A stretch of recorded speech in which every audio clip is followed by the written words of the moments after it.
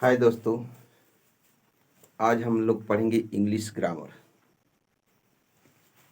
जैसा कि कक्षा 12 का रिजल्ट अब मई में आने की संभावना है। आज 7 तारीख को पेपर समाप्त हो गया।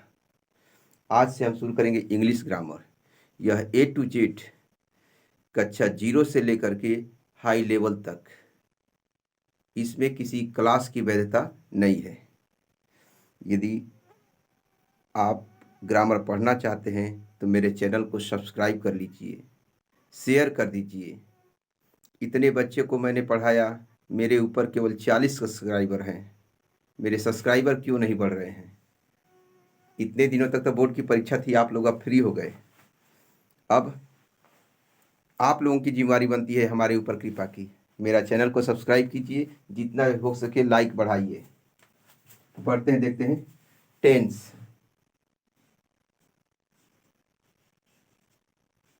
टेंस टेंस मुख्यतः 3 प्रकार के होते हैं।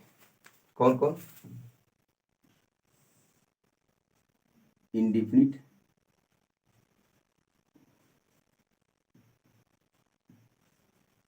इंडिफिनिट इंडिफिनिट नहीं, present,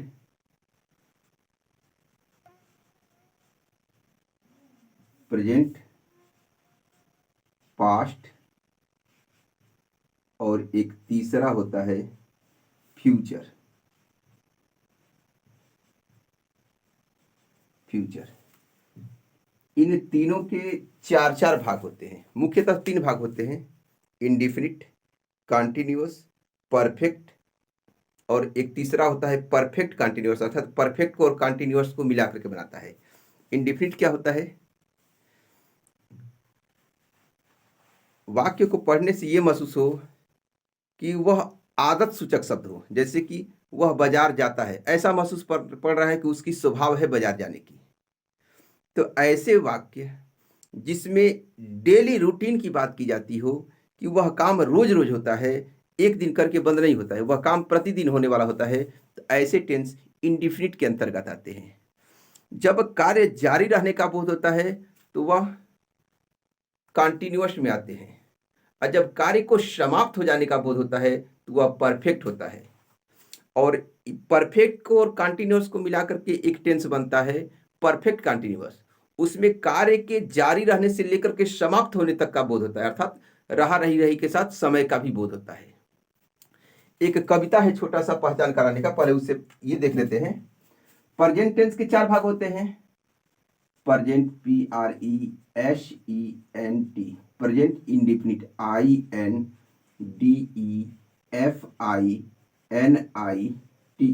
present indefinite. Present, PRESENT, present continuous, CONTINUOUS, present continuous. PRESENT, present perfect, PERFECT, present perfect. और कॉन्टिन्यूअस परफेक्ट को मिलकर के बनता है present, PRESENT, present perfect, PERFECT, present perfect continuous, CONTINUOUS, present perfect continuous. ये present के part हो गए। इसी प्रकार से पास्ट में आता है past indefinite,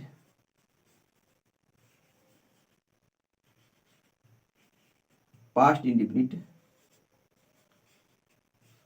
past continuous,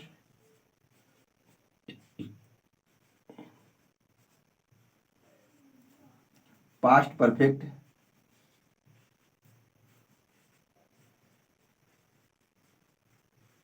past perfect, और यहां से देखिए past perfect, perfect continuous,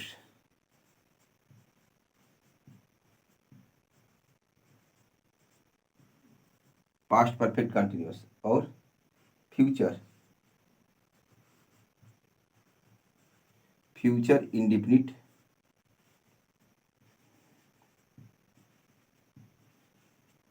future indefinite,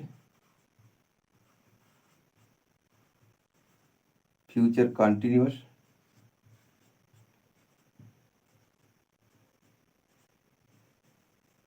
और फ्यूचर परफेक्ट,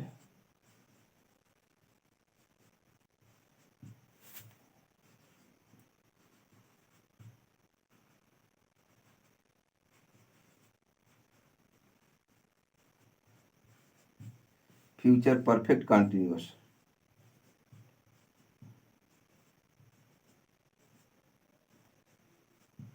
इस प्रकार से कुल 12 टेंस होते हैं। पहला प्रेजेंट इंडेफिनिट, दूसरा प्रेजेंट कंटिन्यूअस, तीसरा प्रेजेंट परफेक्ट, चौथा प्रेजेंट परफेक्ट कंटिन्यूअस, पांचवा पास्ट इंडेफिनिट, छठवां पास्ट कंटिन्यूअस, सातवां पास्ट परफेक्ट, आठवां पास्ट परफेक्ट कंटिन्यूअस, नौवां फ्यूचर इंडेफिनिट, 10वां future continuous, 11 number future perfect और 12 नंबर फ्यूचर परफेक्ट कंटिन्यूअस। इस प्रकार से इंग्लिश में कुल 12 टेंस होते हैं। Present indefinite, present continuous, present perfect, present perfect continuous. एक टेंस हुआ प्रेजेंट टेंस का। उसी प्रकार से पास्ट में आ जाएगा past indefinite, past continuous, past perfect और पास्ट परफेक्ट कंटिन्यूअस। उसी प्रकार से फ्यूचर में future indefinite, future continuous, future perfect, future perfect continuous. आप जो है वीडियो को रोक करके इसे चाहे लिखना तो लिख सकते हैं। ठीक, आगे देखते हैं हम। स्टार्टिंग करेंगे प्रेजेंट इंडेफिनिट तक, अंत करेंगे फ्यूचर परफेक्ट कंटिन्यूअस तक। देखते हैं।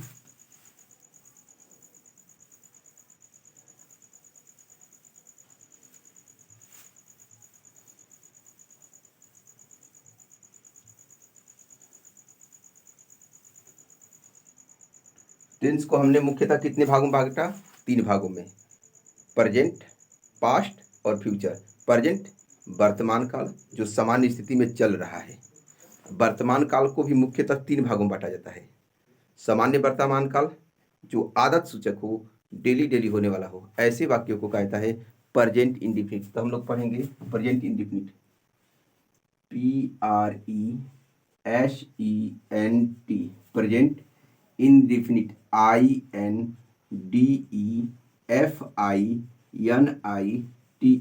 Present indefinite tense, TENSE।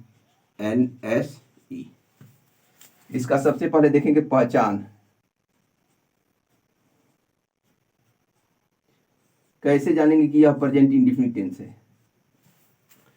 तो जब किसी हिंदी वाक्य के अंत में ता है, ती है, ते है इत्यादि शब्द आता है और साथ ही वाक्य को पढ़ने से ये पता चले कि वह कार्य डेली होने वाला हो, ऐसा महसूस हो। जैसे शीला स्कूल जाती है, यानी कि शब्द से महसूस होता है कि वह प्रतिदिन स्कूल जाती है। माताजी पूजा करती है, ऐसा महसूस होता है कि माताजी रोज रोज पूजा करती है। पिताजी चाय पीते हैं, ऐसा महसूस हो रहा है कि पिताजी के चाय पीने की आदत है। अर्थात इंडेफिनिट टेंस यानी कि प्रेजेंट इंडेफिनिट टेंस आदत को प्रदर्शित करता है, व्यक्ति के स्वभाव में होने वाले प्रतिदिन की बातों को प्रदर्शित करता है। जैसे शेर गुफा में रहता है, ऐसा मालूम पड़ रहा है कि उसकी आदत है, वह उसी में रहता है। डाकिया पत्र पहुंचाता है, यानी कि सीधी सी बात, जब किसी हिंदी वाक्य के अंत में ता है, ती है, ते है, साथ ही वाक्य को पढ़ने से यह पता चले कि कार्य वह रोज होता है, उसका आदत है, स्वभाव में है, दिनचर्या में है, हमेशा वह कार्य को करता रहता है। बात क्लियर? अब आते हैं अनुवाद। अनुवाद के नियम।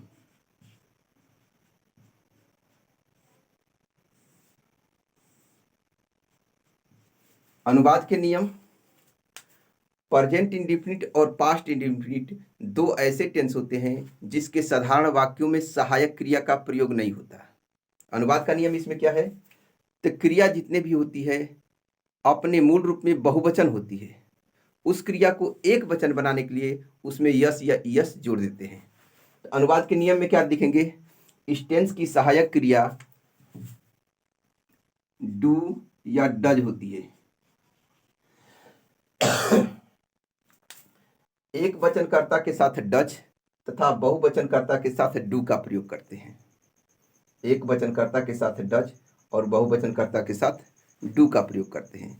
साथ ही जब साधारण वाक्य होता है तो सहायक क्रिया का प्रयोग नहीं होगा, और जब सहायक क्रिया का प्रयोग नहीं होगा तो कैसे पता चलेगा कि वह एक वचनकर्ता का है कि बहुवचनकर्ता का है।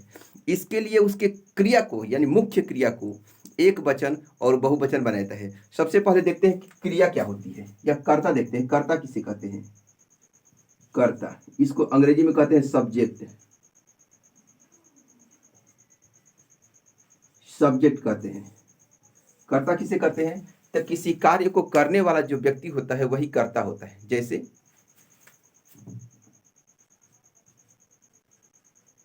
रेखा खाना पकाती है, पकाती है। रेखा खाना पकाती है। खाना को कौन पकाता है? रेखा पकाती है। अर्थात खाना पकाने का काम कौन करता है? तो रेखा करती है। तो किसी वाक्य को पढ़ने से किसी न किसी कार्य के होने का बोध होता है। अब जब कार्य के होने का बोध होता है तो उसमें यह देखा जाता है कि उस कार्य को करने वाला व्यक्ति कौन है। जो कार्य को करने वाला व्यक्ति होता है वही क्या कहलाता है? कर्ता। इस वाक्य में कर्ता कौन है? रेखा। उसी प्रकार लिखा जाए, हम लोग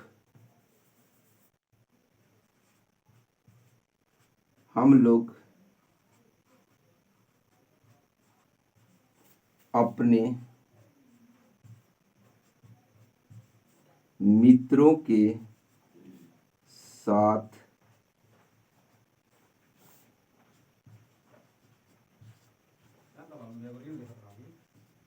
क्रिकेट खेलते हैं। हम लोग अपने मित्रों के साथ क्रिकेट खेलते हैं। अर्थात यदि वाक्य को पढ़ा जाए तो क्या कार्य इसमें हो रहा है? इसमें कार्य हो रहा है क्रिकेट खेला जा रहा है। क्रिकेट खेलने का काम कौन करता है? तो हम लोग। तो इस वाक्य में कर्ता कौन है? हम लोग। क्रिया क्या है? तो जब किसी हिंदी वाक्य के अंत में कर्ता के बाद देखिए क्रिया किसे कहते हैं? क्रिया, जिसको अंग्रेजी में कहा जाता है वर्ब, VERB, वर्ब। ऐसे शब्द जिसके अंत में ना आता है, जैसे खेलना, पढ़ना, लिखना, सोना, बैठना, जागना, रूठना, हंसना, मनाना, गाली देना, चापलूसी करना, ये सब क्या है? क्रिया है। तो जितने भी शब्द जिसके अंत में ना आए वो सारे के सारे शब्द क्या कहलाते हैं? क्रिया कहलाते हैं। जैसे रेखा खाना पकाती है, तो इसमें क्रिया है पकाना, यानी पकाती लिखा गया है लेकिन यह सेंटेंस के अनुसार पकाना को पकाती बनाया गया है, लेकिन वास्तव में यह शब्द क्या है? पकाना। जैसे कहते हैं हरे मनीषावा, तो उस लड़के का नाम हरे नहीं होता है, नहीं मनीषवा होता है। उसका नाम वास्तव में मनीष होता है, लेकिन सेंटेंस जो व्यक्ति सामने वाला प्रयोग कर रहा है उसके अनुसार उसका नाम जब मनीष है तो उसको कह देता है मनीषवा। उसी प्रकार से पकाना क्रिया है लेकिन सेंटेंस के अनुसार ये क्या बन गई है? पकाती। खेलना क्रिया है लेकिन सेंटेंस के अनुसार क्या बन गया है? खेलते। बात क्लियर? इसके बाद आ जाता है कर्म।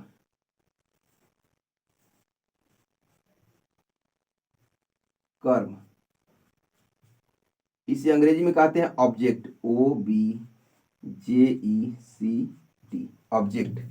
मीनिंग याद करना बहुत जरूरी है ग्रामर जानने के लिए, इंग्लिश बोलने के लिए। लोग यूट्यूब पर देते हैं कि इंग्लिश स्पीकिंग कोर्स, मैं भी स्पीकिंग कोर्स ही पढ़ा रहा हूँ। वो लोग भी गारंटी देते हैं, मैं भी गारंटी देता हूँ कि टेंस को समाप्त होने के बाद कुछ ऐसे नियम बताऊंगा जिससे कि आप फरक्का इंग्लिश बोल सकते हैं। लेकिन कब? यदि आप अपने स्वभाव में उसको ढाल लेंगे तब। जैसे हम लोग आपस में बात विचार करते हैं तो वार्तालाप के दौरान तर्क वितर्क हमारे दिमाग से निकलता रहता है और हम जुबान से बोलते रहते हैं, क्योंकि बचपन से ही उसी भाषा को सीखे हैं। ये हमारी बचपन से सीखी हुई भाषा नहीं है, अब हम इसको सीख रहे हैं तो हमें अपने जीवन में उतारने में थोड़ा सा समय लगेगा, लेकिन ऐसा नहीं कि बोल नहीं पाएंगे। We can be speak English, everyone can be speak English, understand? कर्म हो गया। कर्म किसे कहते हैं?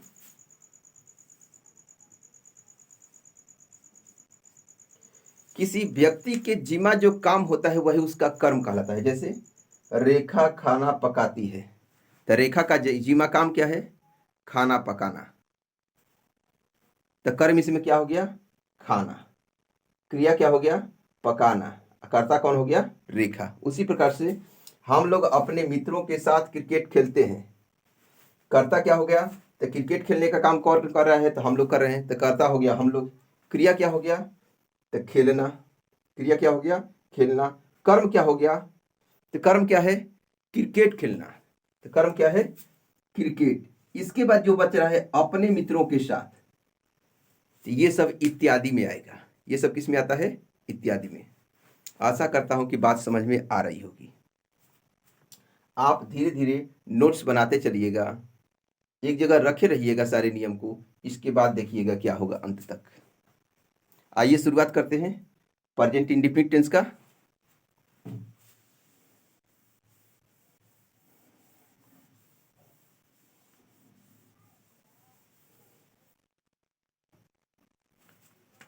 साधारण वाक्य, इसको कहते हैं simple sentence. SIMPLE, simple sentence. SENTENCE, simple sentence. इसको पॉजिटिव सेंटेंस भी कहते हैं। POSOTIVE,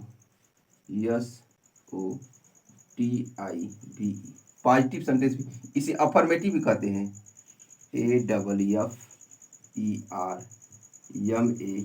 AFFERMATIVE, affirmative. सबका अर्थ होता है साधारण वाक्य। साधारण, साधारण वाक्य। इस टेंस का साधारण वाक्यों का अंग्रेजी अनुवाद करने का नियम सबसे आसान है। केवल 3 चीज की आवश्यकता होती है, कर्ता, क्रिया और कर्म। इस टेंस के साधारण वाक्यों को अंग्रेजी में अनुवाद करते समय शब्दों को कैसे कर लिखते हैं? सबसे पहले लिखते हैं कर्ता, इसके बाद क्या लिखते हैं? क्रिया, इसके बाद क्या लिखते हैं? यस या यस। आवश्यकता अनुसार, हमेशा नहीं, आवश्यकता अनुसार बता रहे हैं अभी। प्लस कर्म, और अंत में जो कुछ भी आएगा उसे लिख देंगे क्या? इत्यादि, इत्यादि। इसके बाद खड़ी पाई। कर्ता एक वचन का है तो क्रिया भी एक वचन का होना चाहिए। कर्ता बहुवचन का है तो क्रिया भी बहुवचन का होना चाहिए। लेकिन क्रिया अपने मूल रूप में बहुवचन होती है। जैसे रन, रन मतलब दौड़ना, दौड़ना बहुवचन है। प्ले, PLAY, प्ले मतलब क्या होता है? खेलना, खेलना भी क्या है? बहुवचन है। क्रिया को एक वचन बनाने के लिए उसमें यस या ईएस जोड़ते हैं। अब प्रश्न ये उठता है कि किसमें यस जोड़ते हैं, किसमें ईएस जोड़ते हैं? तो AEIOU,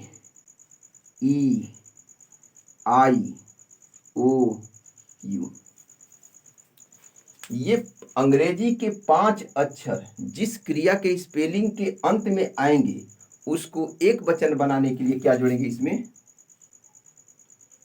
ईएस जोड़ेंगे। इसके अलावे जितने भी शब्द आएंगे सबको एक वचन बनाने के लिए क्या जोड़ेंगे? केवल यस जोड़ेंगे। बात क्लियर? उदाहरण लेते हैं जो लिखे थे। रेखा खाना पकाती है, पकाती है। इसमें कर्ता क्या है? रेखा। तो सबसे पहले रेखा का अंग्रेजी लिखेंगे REKHA। इसके बाद क्या लिखेंगे? क्रिया। तो क्रिया क्या है? पकाना, पकाना का अंग्रेजी क्या होता है? कुक। अब रेखा अकेले तो क्रिया बहुवचन है, इसको एक वचन बनाएंगे। तो देखिए AEIOU, इन पांचों में से कोई एक भी शब्द नहीं आया है। इन पांचों में से कोई भी शब्द नहीं आया है, तो इसको एक वचन बनाने के लिए केवल यस जोड़ेंगे। तो क्या हो जाएगा? कुक्स। इसके बाद क्या लिखेंगे? कर्म। कर्म क्या है? खाना। तो खाना का अंग्रेजी क्या होता है? Food. FOOD, food. Rekha cooks food, Rekha खाना पकाती है। दूसरा उदाहरण ले देते हैं।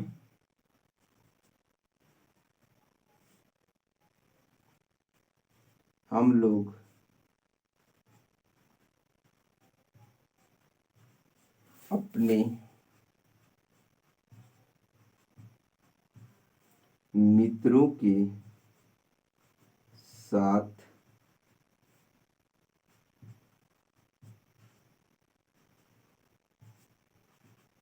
क्रिकेट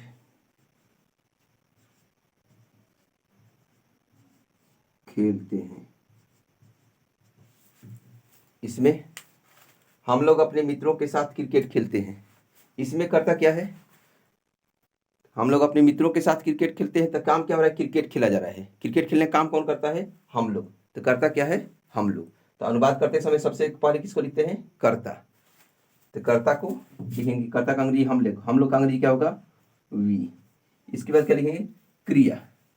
कर्ता के बाद क्या लिखेंगे, क्रिया। क्रिया क्रिया क्या है, खेलना। क्रिया क्या है, खेलना। तो क्या हो जाएगा, प्ले। अब इसमें यस या यस नहीं जोड़ेंगे। इसमें यस या यस इसलिए नहीं जोड़ेंगे क्योंकि क्रिया अपने मूल रूप में बहुवचन होती है, और इसमें कर्ता क्या है, हम लोग। यानी हम लोग कई आदमी हैं, कई आदमी हैं, तो यह बहुवचन है। तो कर्ता बहुवचन है तो क्रिया भी क्या रहेगी, बहुवचन रहेगी। ठीक, इसमें यस या यस नहीं जोड़ेंगे। केवल जब कर्ता एक वचन होगा, जैसे रेखा अकेले थी तो उसके एक वचन बनाने के लिए यस जोड़ दिए। यदि के स्थान पर इन पांचों में से कोई आया होता तो हम यस जोड़ते। अभी बता रहे हैं उस पर, प्ले। इसके बाद क्रिया के बाद क्या लिखेंगे, कर्म। कर्म क्या है, तो क्रिकेट खेलना। हम लोग का कर्म क्या है, क्रिकेट। तो play to cricket, CRICKET, play to cricket. इसके बाद क्या लिखेंगे, इत्यादि। इसमें इत्यादि नहीं था तो इसलिए नहीं लिखा गया, लेकिन इसमें इत्यादि है। क्या, अपने मित्रों के साथ। अब अपना आ गया तो अपना का अंग्रेजी क्या होगा, तो अपना का अंग्रेजी हमेशा कर्ता के अनुसार चुनते हैं, बता रहे हैं अभी। तो यहां पर कर्ता क्या है, वी के लिए अपना के साथ क्या प्रयोग करेंगे, our, OUR। We play to cricket with our, साथ में है ना, with our friend. We play to cricket with our friend. यानी कर्ता के अनुसार अपना की अंग्रेजी चुनी जाती है। आइए पहले देख लेते हैं इस टेंस को बनाने से पहले कर्ता के अनुसार क्या क्या होगा। इसी प्रकार से और उदाहरण दे सकता हूं, जैसे रोहित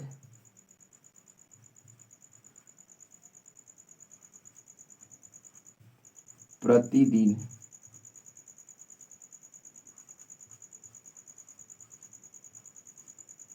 स्कूल जाता है। तो क्या हो जाएगा, कर्ता रोहित, तो अंग्रेजी लिखेंगे पहले रोहित का। इसके बाद क्या लिखेंगे, क्रिया। तो क्रिया क्या है, इसमें देखिए वाक्य के अनुसार जाता है लेकिन शब्द क्या है, जाना। तो जाना की अंग्रेजी क्या हो जाएगी, गो। इसके बाद रोहित अकेले है तो क्रिया भी एक वचन होना चाहिए। तो एक वचन बनाने के लिए यस या यस जोड़ेंगे। अब किसमें यस जोड़ेंगे, तो जिसमें इन पांचों शब्दों में से कोई आया रहेगा तो उसमें ईएस जोड़ेंगे। देखिए वो आया है ना, जी के बाद अंतिम अक्षर देखते हैं, वो आया है तो इसमें क्या जोड़ेंगे, ईएस जोड़ेंगे, गोज। इसके बाद टू, अब कर्म क्या है उसका, स्कूल जाना, तो गोज टू स्कूल। कर्म क्या है, स्कूल।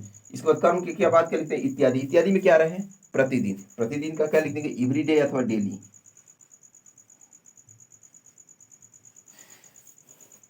इस प्रकार से आप साधारण वाक्यों का प्रतिदिन एक्सरसाइज करिएगा और देखिए बनाने आ जाएगा।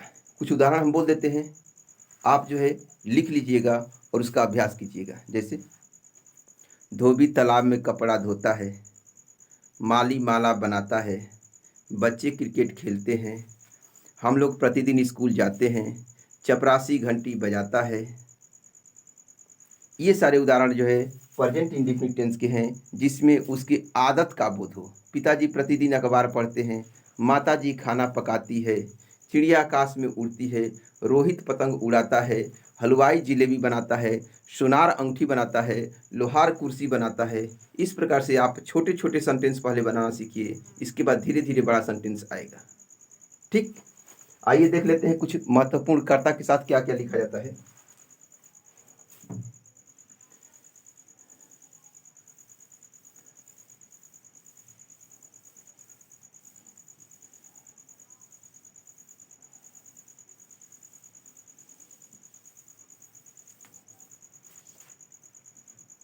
यदि कर्ता आई आता है, उसके साथ यहां लिख देते हैं कर्ता,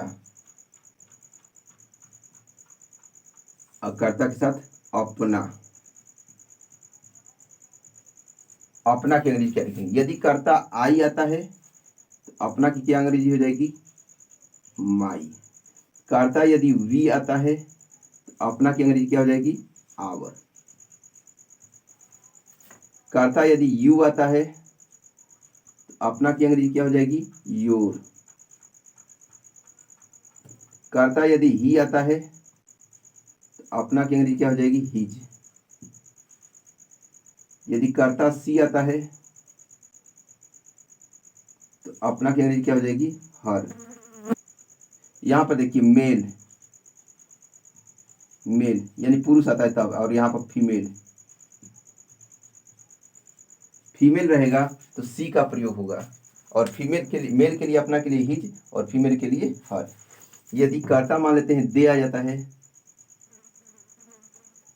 तो अपना के लिए देयर का प्रयोग करते हैं। ये जो दोनों जो है फर्स्ट पर्सन कहलाते हैं, और ये केवल अकेले सेकेंड पर्सन कहलाता है, और ये तीनों थर्ड पर्सन कहलाते हैं। इस प्रकार से कर्ता अलग अलग होते हैं। आज के लिए बस इतना ही। मेरे चैनल को लाइक कीजिए, सब्सक्राइब कीजिए, शेयर भी कीजिए, ताकि हमारे भी सब्सक्राइबर बढ़ें। यदि हमारे सब्सक्राइबर 50 से ऊपर जाते हैं तो लाइव क्लास चलाने का भी कोशिश करूँगा। आज के लिए बस इतना ही। आज जो है ग्रामर का स्टार्टिंग था, और प्रतिदिन ग्रामर का वीडियो पड़ेगा। ठीक, धन्यवाद। मेरे चैनल को सब्सक्राइब करना ना भूलिए। Thank you.